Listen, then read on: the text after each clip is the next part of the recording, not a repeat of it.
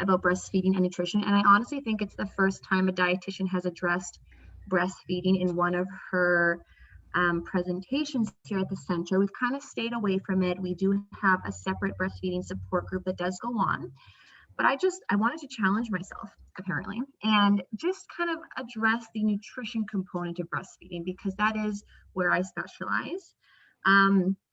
So I'm hoping to learn from this presentation and get some feedback and kind of see if it's helpful or what you guys, maybe expectations from the participants and what would be more helpful the next time I do this. I want to say right off the bat, I am not an expert at breastfeeding. This is not intended to replace any advice you would get from a lactation consultant, your nurse, doctor. I have breastfed 2 babies.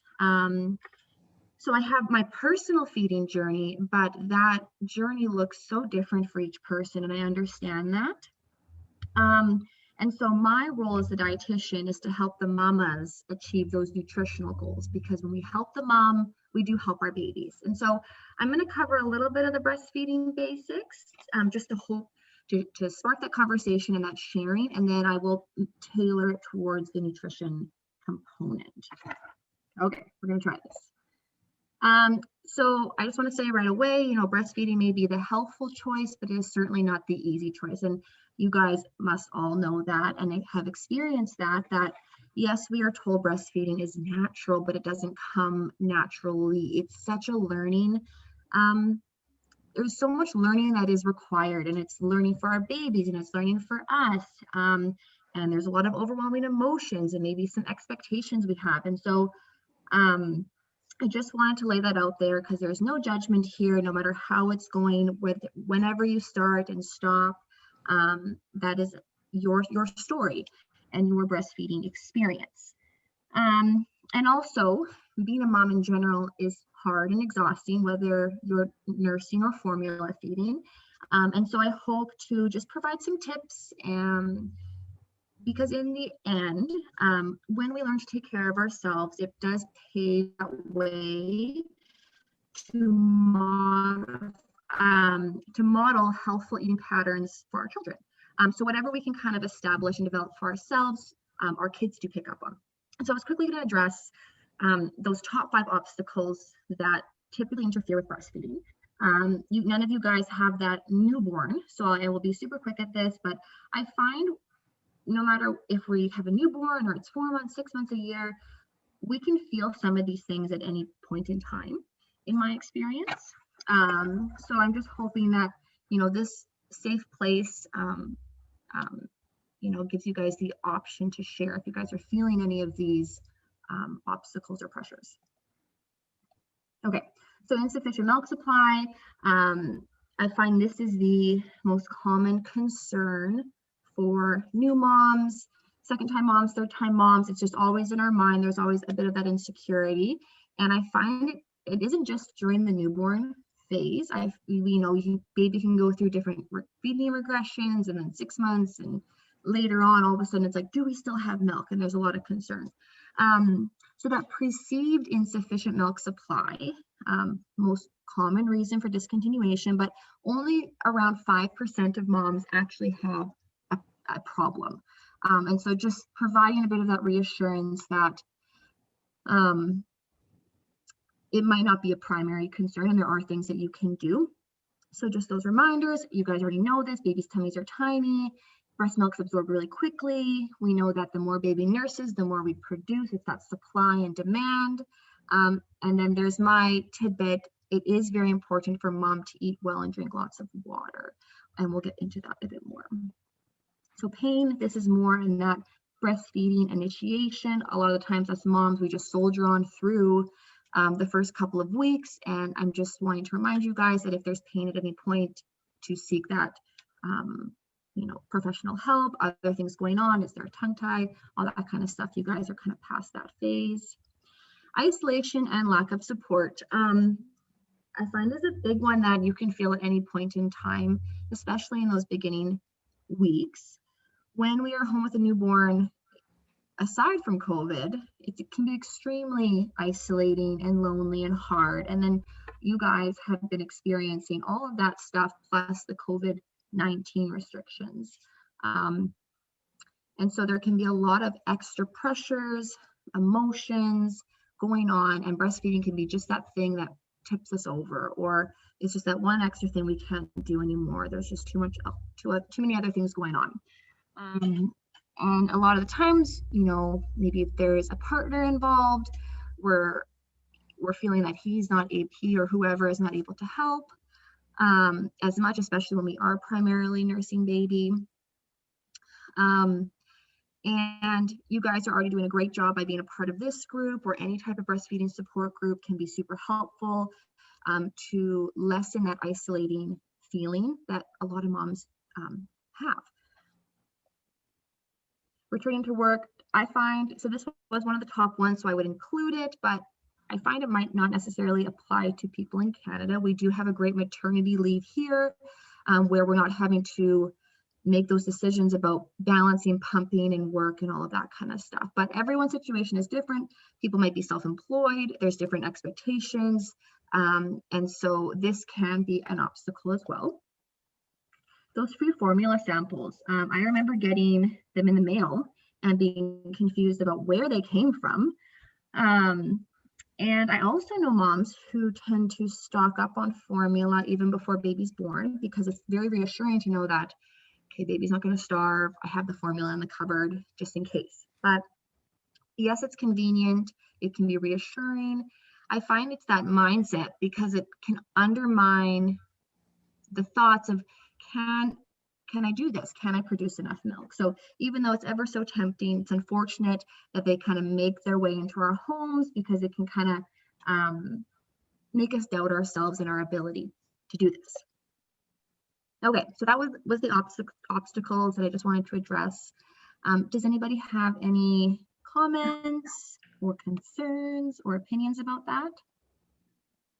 Okay, so we know this, there are benefits, and my job is to promote those benefits, of course. And so we know that you guys are breastfeeding your babies, you're doing a great job. Baby's going to have a decreased risk of diseases. They're going to have great neurodevelopment, less chance of ear infections, allergies, SIDS. That's in the research. And for mom, a lot of benefits for you guys as well. And then there's that emotional bonding that takes place when we breastfeed.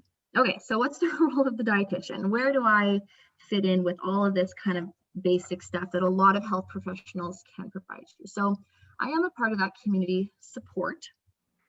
I can answer those general breastfeeding questions, discuss how to store safe breast milk safely, monitoring baby's growth, that kind of stuff I do participate in. But the main area would be to support that healthful eating. So what are the recommendations for breastfeeding moms, and have they changed from pregnancy, etc.? And now a new thing that's kind of emerging is educating moms that your diet and your intake does affect breast milk. So we used to kind of think that it was fixed, and that the message was, it doesn't really matter what you eat or drink. Breast milk is kind of this, formula in itself that is going to be produced no matter what. There's a lot of research coming out now that is not completely true, and that our intake does affect what baby's going to be getting. And so we kind of paint this picture that if you're going to have a nutrient-dense diet, then you actually will create more of a nutrient-dense breast milk. Now, this isn't to make you feel that, oh, my breast milk, I don't eat great, my breast milk is not going to be good or suffice, and so I can't do it. There are still, the benefits of breast milk in general still outweigh anything else. But if mom had any deficiencies or issues in pregnancy, that does carry on to lactation. And so focusing on mom for the benefit of baby. Okay, so you guys know these recommendations. Baby only needs breast milk for that for those first 6 months, and then around 6 months you can start offering solid foods. I just did a starting solids talk last week, and that one is on YouTube. if you guys are needing to rewatch it or once you guys get interested. And the thing that goes kind of hand in hand with breastfeeding is vitamin D. We think breastfeeding, vitamin D. Does anybody know why vitamin D is recommended? A lot of the times we get our little bottle, maybe at the hospital, we're sent home with it, we're told to do it, but we don't maybe necessarily know why, or is it actually important? Is it just a suggestion? Is it something that we use kind of a just in case situation? Does anybody know why babies need vitamin D? Our bodies do not produce it in the breast milk. That's right. Very, very little amounts. Does anybody know kind of the role of vitamin D? Sorry? If you take if you take a vitamin D supplement, then does that also go through your breast milk to help? Because I don't always give hers because I forget, Right. But I take one every single night because it's in my pill box. Right. So research is showing us that it can, but the amount has to be very large. So it's usually greater than 6,000 international units would give enough to baby and enough to you. There's a lot of research being done in that because, a lot of times moms would rather take something themselves. They feel kind of better about that than giving baby something they remember. But it's greater than 6,000 international units for it actually to be effective. And so vitamin D is essential for our bodies to absorb calcium. They work hand in hand together. And so children, if they're severely deficient in vitamin D, they would develop a condition called rickets. And it's where the bones don't fully harden. And what happens when they start to walk, their legs would become bow-legged, and that puts pressure on their bones. And so that was the traditional reason why vitamin D was recommended is to avoid rickets. But more research is showing that vitamin D is now playing a role in our immune system, nervous system, muscle function, cancer prevention, autoimmune disease prevention, all of these amazing benefits of vitamin D.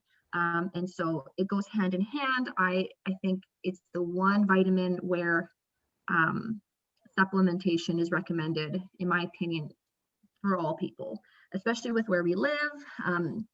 Food is not a reliable source of vitamin D. Sun is no longer considered a safe source of vitamin D. And so we start babies off right away when they're young, and it pretty much continues into adult life. There is vitamin D added to cow's milk, as you guys might know, but it's not, it's under the actual amount we need, if that makes sense. You're not getting that full amount. And we don't want people drinking a whole bunch of cow's milk to meet their diet, their vitamin D needs either. Okay. So for baby, there are two types of vitamin D that we can give. There are the D drops. And so one drop is the 400 international units, or there's the other one where it's per mil. So 1 mil is 400 international units. So just being mindful, if you pick up some, especially from the resource center, what kind are you getting? Also be mindful that we never accidentally give baby an adult drop version, because adults can have a drop, but it's usually 1,000 international units per drop. So just being careful that there's the baby version of the vitamin D. Do formula said babies need vitamin D. So the answer is right there. But just to be clear, if you are using formula, you do not require vitamin D because it has been fortified with it. It's just the breastfed babies that need the vitamin D. And we do have vitamin D here at the center, like I was saying. Okay, so the nutrition recommendations. So your energy needs do increase when you are breastfeeding. It's around 500 extra calories when you are exclusively breastfeeding. Now, I would never encourage anybody to count calories. We essentially just means more food and to just follow your hunger and fullness cues. We're being mindful eaters. We're eating when we are hungry. And that can look different for everybody. The structure of our meals tend to change when we have babies. We can be really hungry in the middle of the night. You're having supper at odd times, and that's okay. It's just about feeding yourself and remembering to take care of yourself when so often we serve our family and we take care of our babies. It can be hard to remember. So Ideally, when we're getting these extra calories, we want it to be from nutrient dense foods. And that just means choosing foods that have protein, fiber, fruits, vitamins and minerals. And so it's not foods that would necessarily like not fill us up, not give us anything to kind of go off of. We also need a lot more fluids when we're breastfeeding. It's approximately 12 cups. That 12 cups doesn't need to just come from water. It can be, milk, teas, coffee is included in that number. Ideally, the more water, the better. Now, there are some specific vitamins, minerals that are completely dependent on the maternal intake. It does fluctuate, and I wanted to just address those for education purposes. And so those are all the B vitamins except for folate, all your fat soluble vitamins, your fatty acids, and some trace minerals.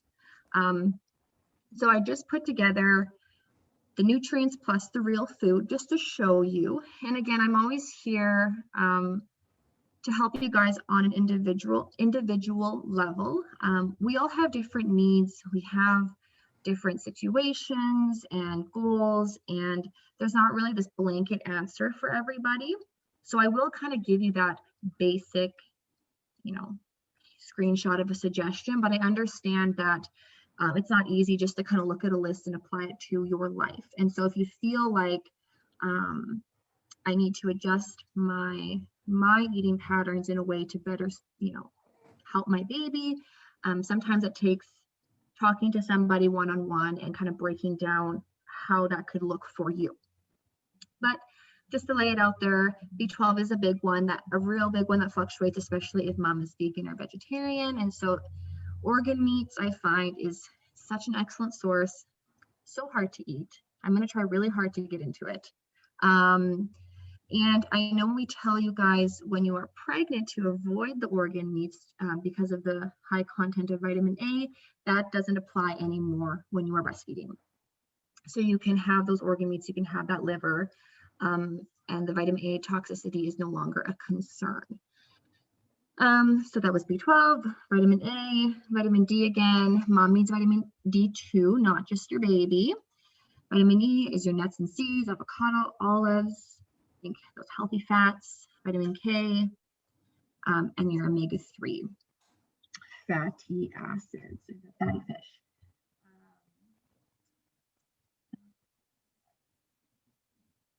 Are there any questions about the nutrients in the food or kind of our thoughts around how we eat and how that actually affects what we produce?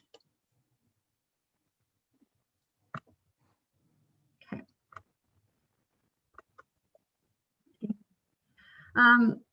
Can herbs, herbal teas increase breast milk? What are our thoughts on that? Maybe. Has anyone taken anything to help increase their breast milk supply? I've done like lactation cookies with in it. Sorry, what was the ingredient that was promoting lactation? Do you remember? Oatmeal and brewer's yeast. And then, but other than that, I haven't taken anything else. I've tried the magnesium, calcium supplements for a week, and I think that's it. Okay, anybody else? I've done the Milky Mama, their drink supplements. It had the fenugreek and the thistle in it. Good. Okay. I have not tried anything because I didn't need to.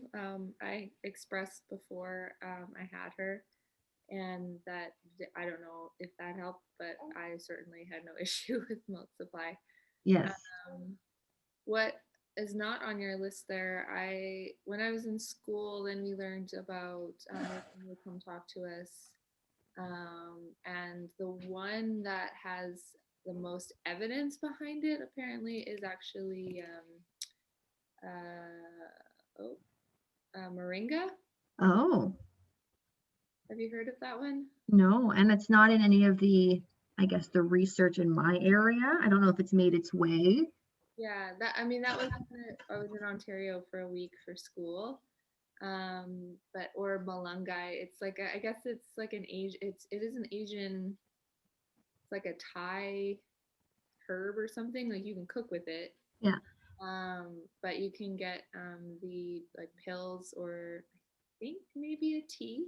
But that one apparently has been proven to help more than the like fenugreek or blessed thistle. Oh, nice. No, I haven't heard of that one. And I find most moms are looking for something, even if it isn't actually needed. It's very reassuring to take something for their milk production.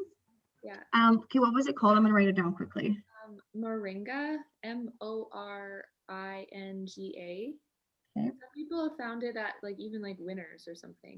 Oh, But you should be able to buy it in places. yeah. No, I will look into that. It helps quite a bit too. Right. So that's really good to know. I will add that to my list. And so all of these are, they say it's inconclusive, right? That's what the research typically says about these herbs. I know a lot of moms who would swear by them and a lot of health professionals that do recommend them. And so it is very individualized. Something to note about any type of herbal supplement is that it is most effective when you combine it with increased breastfeeding frequency or milk removal. It's not just one without the other. It is still that supply and demand system. We still need to be extracting the milk and then plus potentially supplementing to help that out. And so I can't even say that word, but it's what we call anything that will increase your milk supply. So whether it's in herbs or food. And so some people say you can also get it in food. So that would be like the booby cookies or the lactation cookies, those oats, dates, fatty fish, water, almonds, flaxseed, brewer's yeast, beans, spinach, and Greek yogurt. It may help increase breast milk production. Even if it doesn't, they are great foods to eat for mom. And it benefits mom. It would benefit that breast milk production, even just in a nutrient standpoint of kind of what's in your milk. Yeah. Okay. And so someone kind of mentioned the booby cookie. So I did find this recipe. There is obviously no guarantee that it would work. It's something that might help. But people like to try these things. And again, there's absolutely nothing wrong with making a yummy snack, making a healthy snack, having enough calories is a factor in our breast milk production. And so eating a yummy cookie could potentially help kind of in the big picture of things. And so you can see in this list, it would be the oats and the brewer's yeast, if I can say that. So I can share this recipe if anybody's interested. Okay, I'm just going to go over a couple things that I find people have questions about, and it kind of goes into the dietitian scope of practice. Breastfeeding and herbs, kind of what we were talking about before. So these ones are safe to consume. They say max 2 to 3 cups a day. They never recommend it in supplement form. These ones are listed to avoid. And then there was this huge list that I didn't want to include that it was huge. And it was like, these ones have proven adverse side effects in case studies. And I more so just wanted to ask if there was a tea that you guys like to drink and you were concerned about it, to ask, and I would just check to see if it was on the list. Or if anybody has any opinions on this list. I'm going based off of the evidence-based information available for dietitians, and different health professionals can have different opinions, I'm aware of. And the research is always changing too. And I find our culture and our way of practicing, even as professionals, is to be very cautious and to not necessarily experiment in ways that maybe other cultures might. Are there any questions or concerns about the teas? I just have a question about the peppermint. That one I've heard hit and miss. It's safe, but also may reduce milk supply. Have you heard? Yes. So I've heard the essential oil can, because people who diffuse I've heard like do not use peppermint oil in a diffuser when you're breastfeeding. I'm assuming that it's safe in moderation. I'm not sure. That's just what we have in our information. But I thought hops like were good for breast milk supply. Like people like I've heard like, oh, drink non-alcoholic beer and it increases your supply. Is that the opposite then? I'm not sure. I just have it on my avoid list because of insufficient reliable information. And again, we're never wanting to put mom and baby at risk, and no one's really experimenting in this department. They're monitoring, you know, a lot of times it's GI symptoms, this type of, you know, neurological intoxicity found in baby. But yeah, no, I'm not sure. Tea's always been so hard for me because even when we're pregnant, there's this huge list of teas to avoid, and I don't fully understand the why behind it. Because I haven't done primary research in teas, and we're not going to experiment on people who are pregnant.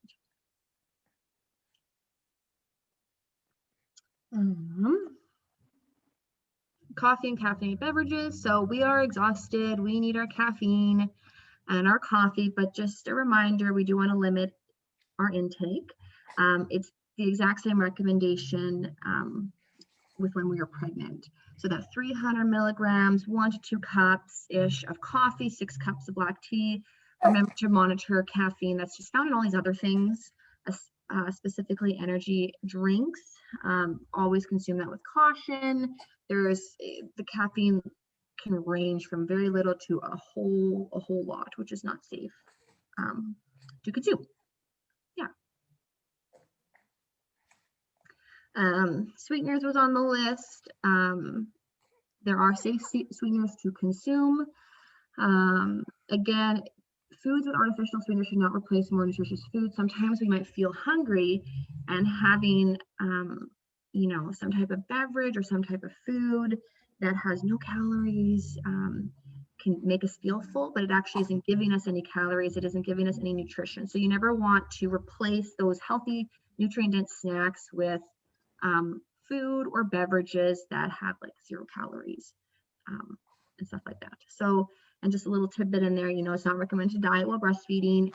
And that's a whole topic on its own about, you know, our body image and that weight gain and weight loss. And it can be very hard and a big transition period for us. But,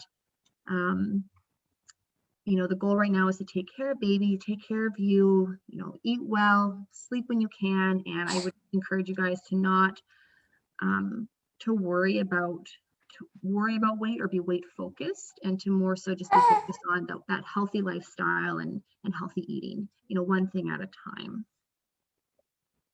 And so just laying it out there, when we help mama, we help baby. And the best way to do it, like I keep saying, is those nutrient-dense foods, but then also supplementation. And it is recommended to continue your prenatal supplement when you are nursing, or buy a multivitamin with your folic acid in it. And if you continue to take that multivitamin, you pretty much will cover a lot of those increased nutrient needs that are oftentimes hard to fit into our diet. So then I want to take this into kind of, it's almost done, but I was hoping to get some suggestions on what easy meals have worked for you guys. And yeah, kind of how we've been doing it with our new babies. I find the ideas can be endless, and I didn't want to just share what's worked for me, because again, everybody has different situations. But if anybody would like to share kind of what's worked for them, that might also help another participant in the group. And so I find the 3 areas for like helping moms is freezer meals, a meal train, or slow cooker. So yeah, does anybody kind of want to share on what's worked for them, or their opinion on that department of cooking and getting help in the kitchen?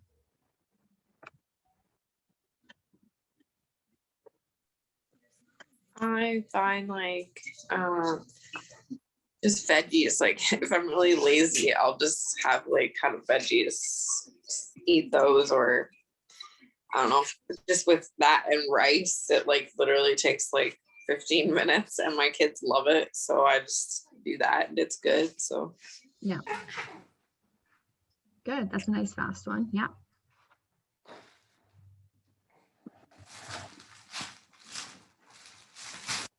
Time, and between that and people dropping off meals, at least the first while for sure, didn't have to really cook much. I also made like I guess not powder, I guess it would be, but like dry rub mixes and stuff, so that it wasn't as much work beforehand, but it's still not as much work after. It's just like thaw chicken and cut it up, toss it in a pan, and just toss that mix over, and then that's easy to put over a salad or. Mm-hmm. Yeah, no, that's a great idea. I find it's even just communicating with family. I have to be very clear because people, they want to help, but they might not always be helpful. And so I am the main cook in my home. My husband is not, like we would starve to death. So I have to be very clear. If I am not available, we will all starve. So I specifically ask, I just ask, like you have to put it out there, even if it's kind of uncomfortable or you feel weird, especially, you know, women can be very self-sufficient and, you know, we can handle these things, but to be vulnerable and just to ask for help, I definitely encourage if you can, even for just that first week, those first couple of nights home, etc. I think is really important just to communicate with your partner. Try to give some instructions, be prepared, like have that cooked chicken, buy a rotisserie chicken, and pick some easy meals to have ready to go. Snacks, any snack ideas? What do you guys like to snack on when you were nursing? Goldfish. Goldfish? Almonds. Yeah. What else? cheese and cashews and peppers. Mm-hmm. Good. Any other snacks? And oatmeal. I do like packs of oatmeal constantly throughout the day. And like, especially, I don't know, it's weird, like after like lunch and dinner, I'm still hungry. Like even though I have like 2 servings and like I'll try to like have like extra veggies and like extra protein. 15 minutes later, I'm making a pack of oatmeal. Like it's my go-to. That's one thing I don't think my husband quite gets. It's like I know I just ate and I shouldn't be hungry, but I'm so hungry. Right? He made like a brisket. Like he spent like hours like preparing it and like marinating it and everything. And then like half an hour later, I made a pack of oatmeal. He's like, if you didn't like my cooking, like you could just tell me. I'm like, no, like I'm starving. Like, and like we make extras for lunch the next day, and I'm like, well, I can't eat our lunch the next day because then like I have to make him lunch, and then I'm like, it's easier to do leftovers, but pretty much could eat my servings for the next day and his kind of thing. Mm-hmm. I do find it's true that we're more hungry when we're nursing versus when we're pregnant, and it could be different for each person, or it can be very similar. But I personally found my appetite just went way up when I was nursing. Yeah. And so just acknowledge that and be flexible and follow those hunger cues and have those snacks. There's nothing wrong with it, because we're producing this food and we're burning those calories through our milk. And so absolutely, kind of having those snacks on hand. This is a picture of protein muffins. It makes a huge batch. I think it's like 30 or 60 you can choose. They freeze excellent. There's like 7 grams of protein per muffin. I can send you guys the recipe. It's not like a fluffy muffin that you're used to. It's like a protein muffin. So it's heavy, but I mean, it tastes pretty good. So that's an idea. Any type of muffin, you can freeze energy balls. And yeah, those are some snack ideas. And just a reminder, we were talking about fluid, super important to meet those breastfeeding requirements. And you can use a big water bottle pitcher. I did buy this water bottle and I carry it around, and people make fun of me because it's bigger than my head and it's so heavy. It's a gallon. I bought it off of Amazon. And it is the only way I will drink enough water, even while pregnant. I am the worst. And so Having something that you can fill up, I find does help. If you don't like the taste of water, of course, there's lots of flavoring options. You can try carbonated water if you just want to switch it up. And milk is, you know, an option. It is considered a part of our fluid intake. So, yeah. How do you guys do with drinking water? I buy a different cup almost monthly to like enjoy it and drink it. So like, I don't, yeah, it's up and down. It's hard some days, and then the next day I can't get enough. And then I find putting ice in my water helps as well. So yeah, constantly buying new cups, and yeah, that's good. You get excited. I tried buying those. It was just too much, I found, like, to have it around. So it was more convenient to like have the medium-ish bottle that holds like 3 cups, and then just drink that a couple times. And you know, it's true. This big guy, like, it can't come with me if I'm like doing an errand. Like, you don't put it in your stroller or grocery cart. Like, it's just ridiculous. So it's good if you're like, for example, I'm at work, I'm staying put, and it's so heavy. I'll be like, ugh. So to each their own. Yeah, it's my workout. I didn't grow up drinking water. Like, our family would always have milk on the table, and I mean, now I barely ever have milk because it doesn't sit terribly well with me. But I'm trying to drink water, and it's hit and miss. I do find, like, I got one with a straw because then, like, if I'm whipping around the house, I can just pick it up, drink, and I don't have to unscrew or do anything with the water bottle. And investing in something good, like, I don't like warm or lukewarm or room temperature water, so I invested in a Yeti, and it keeps the water nice and cold. Yeah, but it's also that's funny. I can't drink it if it's really cold. It has to be like room temperature, otherwise it hurts my teeth, and I don't know, I just don't like it. Everyone's different. Like, my husband he likes it just regular room temperature water, but I like it cold, so that's something that's helped. Yeah, I can't do carbonated water. It upsets my stomach, and I can't stand flavored water, so I have to really hold on to those few things that help me to drink water. And that, at least you found those things, like it works for you, and then you can stick with it and get your fluid intake. So that's awesome. My son has grown accustomed to cold water, and he's such a little prince. He's like, I only have water with ice, and I'm like, oh my goodness, child, like, what am I creating? But yeah, water, even though it's kind of a bland taste, people have their preferences, and that's okay. Whatever helps. Okay, and my last-ish slide, I always throw this in there because I'm a dietitian. I always encourage you guys to have balanced meals. And so it can be kind of overwhelming when we try to think about, you know, this nutrient dense concept of eating and our plates.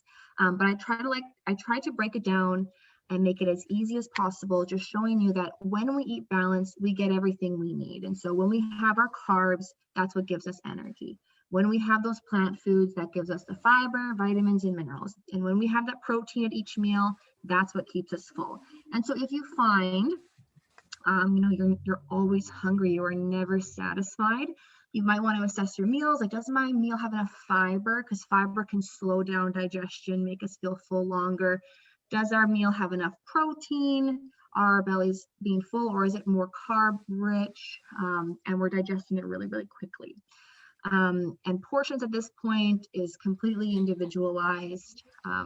Eat what feels right to you. It's more about that variety and that balance, and making sure your entire diet isn't just, you know, one thing or the other. Because even if we just ate protein, trying to make us feel full, our tummies wouldn't be very happy. We'd be very sleepy, etc. Any questions about the whole eating balanced concept? Okay, I was going to share this resource. I'm sure some of you have seen it. It's one of my favorite breastfeeding resources, Kelly Mom. She is a certified lactation consultant, and She covers any question you could possibly think of when it comes to breastfeeding. She also covers things in pregnancy. This is like a little screenshot of just like the beginning of something she has listed. Sorry, is my screen all wonky now? Let me just make that better. There we go. Woo. So yeah. There we go. So yeah, has anybody heard of Kelly Mom? Basically, if you Google something, she tends to pop up anyways. Her little tidbit of breastfeeding. And then Unlock Food is also a good resource. That's a dietitian like focused resource, but they do cover things for breastfeeding and making healthy choices and taking care of moms